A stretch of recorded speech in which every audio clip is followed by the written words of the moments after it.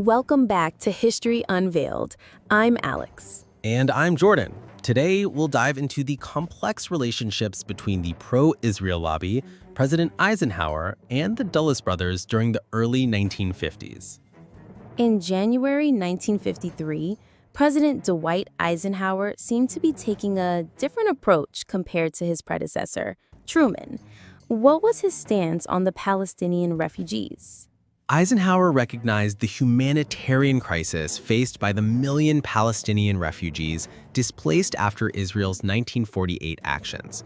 He emphasized the need for both humanitarian aid and a principled stance on their right to return, distinguishing himself from Truman's policies. Secretary of State John Foster Dulles had his own ideas. Can you tell us about the Alpha Plan and its implications? Dulles aimed to revise American policy towards Israel, criticizing the previous administration for its pro-Zionist bias. The Alpha Plan proposed a land bridge between Jordan and Egypt and included provisions for repatriating some refugees. However, it faced strong opposition from Israel, particularly from Prime Minister David Ben-Gurion. The pro-Israel lobby, particularly ASEC, was quick to react. How did they respond to Dulles' initiatives? ASEC worked tirelessly to sway public opinion against Dulles' proposed strategy, distributing information kits to highlight the dangers of his proposed strategy. They aimed to mobilize support in Congress, where a more pro-Israel sentiment prevailed. The Kibbutz massacre in 1953 was a turning point. Can you explain what happened and its impact on the lobby?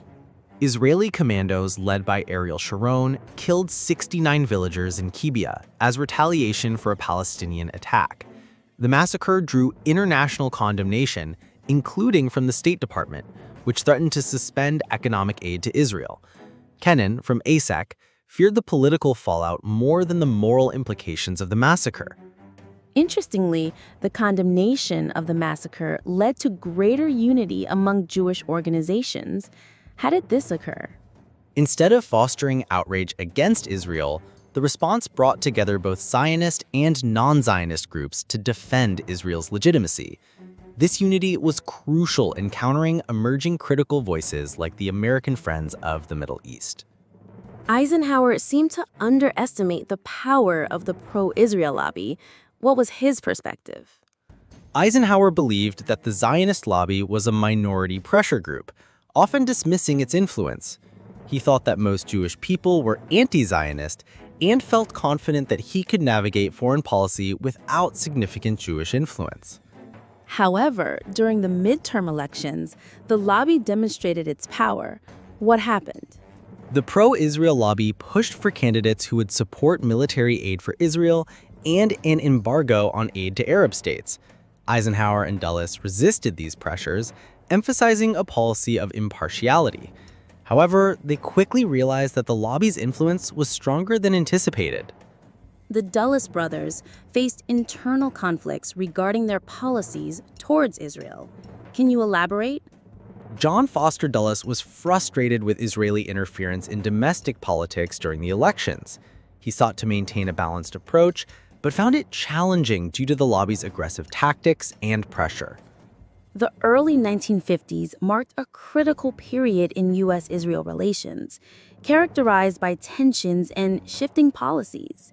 The interplay between the lobby, Eisenhower, and the Dulles brothers shaped the future of American foreign policy in the Middle East.